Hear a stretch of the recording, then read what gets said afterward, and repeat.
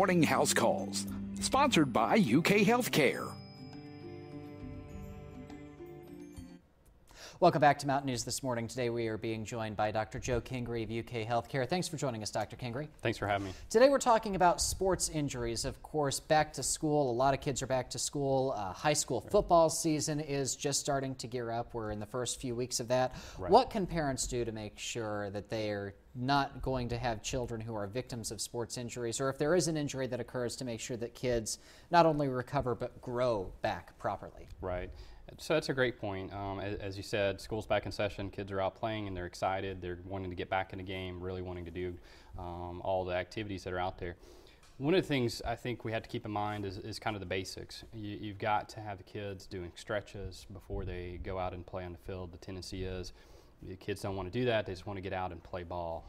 And unfortunately, we all lead busy lives now, even children, and the time to do things like that and stop and pause and do it kind of interferes a little bit, but it's very, very important, because if you don't stretch properly beforehand, especially playing the bigger games like basketball, football, you're going to have some injuries out there, either a sprain or even worse than that. So I think getting stretches in, conditioning, getting back in shape, and not just trying to go out and do it all at one time, especially when you haven't done it since last season, is very, very important. And you mentioned kids now are in a lot of ways more busy than they've ever been. Of course, that being said, how do you make sure that kids are getting enough rest? I mean, is there really an ideal number of sports or activities that kids should be in for best overall health? So it's a great question. What we usually say is you need at least one day off of rest during the week.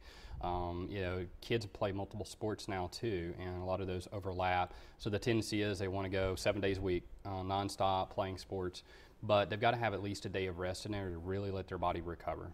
And of course, not really hot outside anymore. Of course, it's starting to cool down. Hydration's still a very important thing, right? Exactly, and that's something that's easy to forget. Is it's not too hot out right now. It's fairly cool. Kids get out, they play, and you think, well, it's not hot out, it's not real sunny, and they're not sweating a lot, so they don't need as much to drink. It's still very important, because as we exercise, as we do activity, we start burning off some of that water, and it's important to stay hydrated, drink plenty of fluids. And of course, finally, there's kind of a mentality sometimes in sports that if you're hurt, you kind of want to tough it out. I mean, at what point does it go beyond something that might be minor and that you need to really see a medical professional for? That's a great question, actually. And the old adage was, just walk it off. Get up, move around, you'll be fine. We know, unfortunately, a lot of times that's actually bad advice, because sprains lead to strains, to breaks and tears and tendons and other injuries. So the biggest things I would say is, if you have an injury, it's best to go ahead and get checked out, just to make sure that everything's okay, because there might be a period of rest that you really need in order to get back out and be full at it again. The thing you really don't want to do is get a small injury, keep going, turn it into a big injury, and really be out the season. All right, Dr. Kingery, thanks for joining us. And Mountain News This Morning continues in just a moment.